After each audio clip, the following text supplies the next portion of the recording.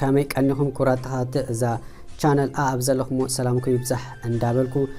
نتحت ورديلكم نتانك أي حملك أويكم سابسكرايب كتجبروا كيرس أخمو اللهم كزها آخركم يفتو اندابلكم نابتي مدب كسجاجركم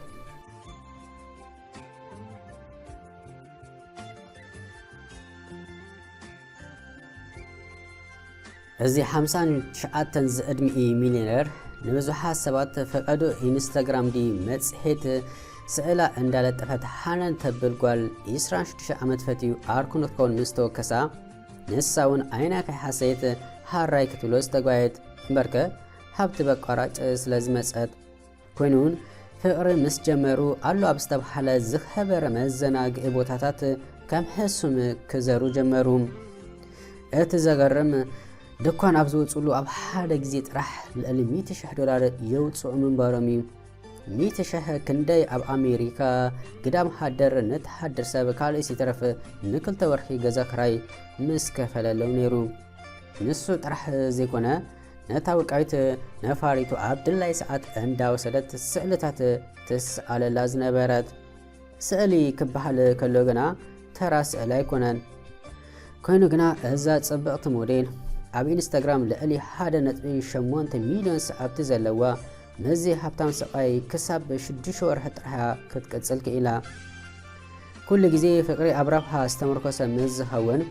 كما أبحث استسرت غشا هادشتش نخبل جزي وسدن فقري كمسرا زلو أب جنزب صبق ملك قومت قال زي كوناس نتسب كم زلو يخفى يصبق يدك يحبتم بزي قدس سبس لتكون تراه كتفكرو على كامبر صعبا صيب كان ابت ጉዳይ مستعتو بولاون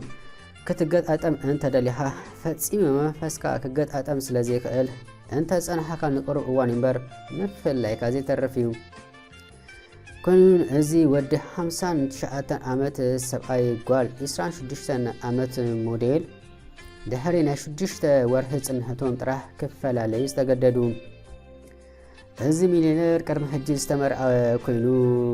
كرم إسران كلتنا عمتات جنا نس بيتو تفاتحيهم بحفت درجة أنت مسحون كابتم حتى ما زبها لسبات تتقاسيو نساون أنت كنت جناقول أستشوعت عمت أنكلا أمنا يستفل العبيت مسحتات مشافني عند وسط السرح لاز جمرات عند بلتون فل عنات أسأل عند تسألت أب إنستغرام كلمة سحتات عند لتفت أين بزحات سبات كتسحب دهر مسناه مودعتو أب سبعي كتودق خالات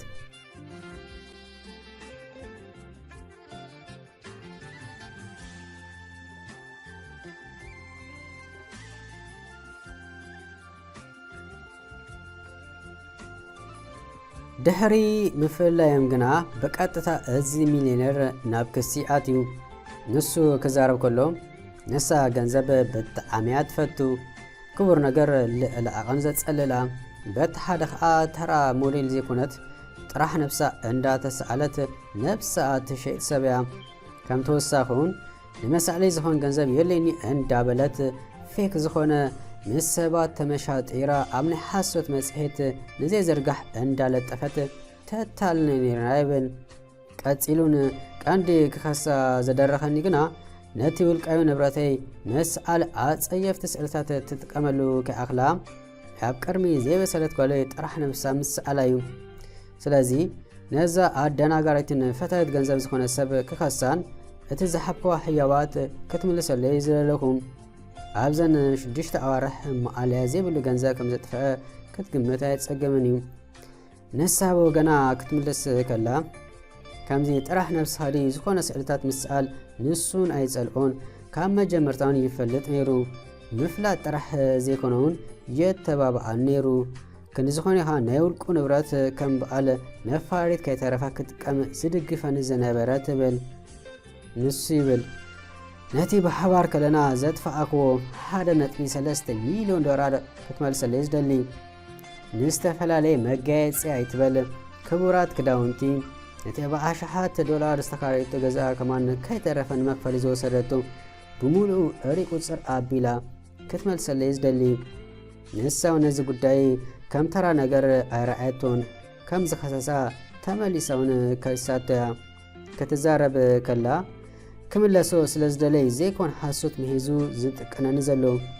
ኩሉ ዝገብሮ በፍቃዱን በፍላጡን እዩ ፈቲን ዝገብሮ ነገር እንታይ ግበሪ ብለን ያ ትብል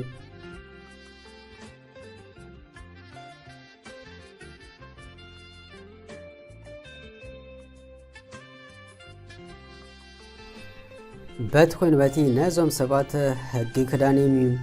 ኮይኑ ግና ከምቲ ኣቐዲሙ ኣብ ላዕሊ ዝተጣሰ ሓደ ሰብ ንረብሓ ጥራሕ ኢሉ ዝቐረበካ እንተ ኮይኑ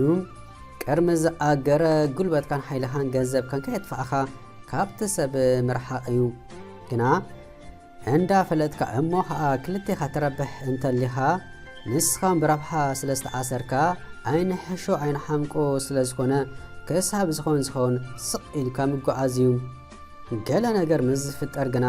ሓላፍነት ክትወስድ ግቡእኻ እዩ እምበር ከምዚ ዶ ከምዚ ኢልካ ምብካይ ምጥራዕ ትርጉም የብሉን እቲ ምንታይሲ እንዳፈለጥካ ትገብሮ ስለ ዝነበርካ የግዳስ ኣስፊሒና ክርኢ እንተኮይና ፍቕሪ ኣብ ዓለም እቲ ዝኸበረ ነገር እዩ እንተ ደኣ ብግቡእ ተጠቂምናሉ ፍቕሪ ኣብ ረብሓ ክስረት የብሉን ፍቕሪ ብዓይነት ክግመት የብሉን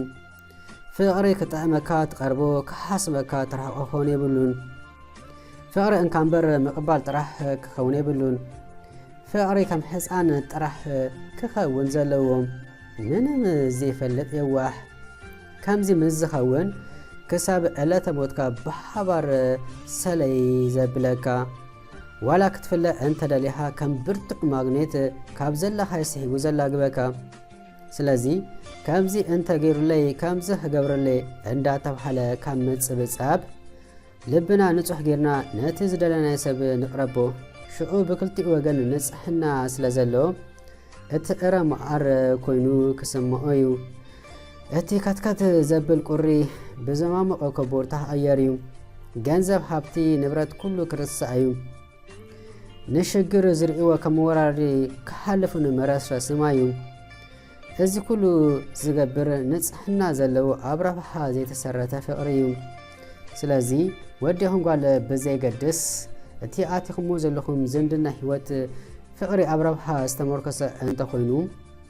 ኩሉ ንድሕሪት ገዲፍኩም ከም ብሓድሽ ክተመዓራርዮ ፈትኑ እንተዚ ኮይኑ ጽባሕ ንግሆ ዋላካ ከምዞም ክንዛረሎም ጽንሓና ሰባት ኣብ መከሳስ እንተ ዘይበጽሕኩም ናይ ሓዲኹም ልቢ ግና ደም ክነብእ እዩ ብፍላይ ካብቲ ረብሓ ተቋዳሲ ሓደ ወገን ጥራሕ ምስ ዝኸውን ማለት እዩ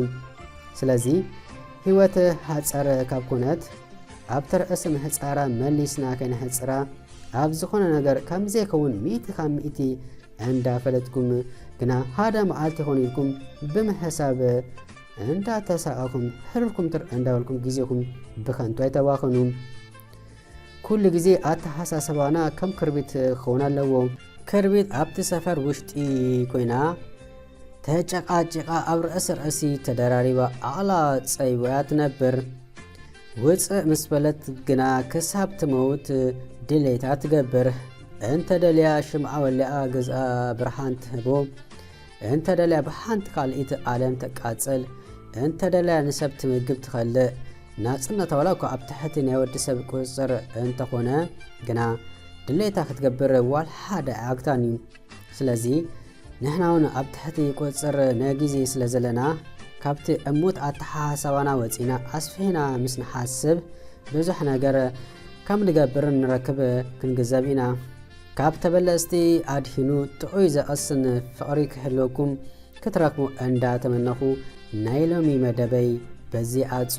ከም ቀደምኩም ሓናት ፀርኢቱ ኣብ ታሓት ፀሓፉ ኣብዚ ክዝረብ ፀንሐ ንሳ ዳጊገኛ ዋላ ንሱ ኣብ ታሓቲ ኣብ ኮመንት ፀሓፉ ነዚ ቪድዮ ላይክ ሃብዎ እቶም ሳብስክራይብ ዘይገበርኩም ምናልባት ረሲኹሞ ሃይትኮኑ ንታሓት ውረድ ኢልኩም ሳብስክራይብ ትገብሩ እንዳዓደምኩም ብካልእ ትሕዝቶ ክሳብ ንራኸብ ኣብ ዘለኹም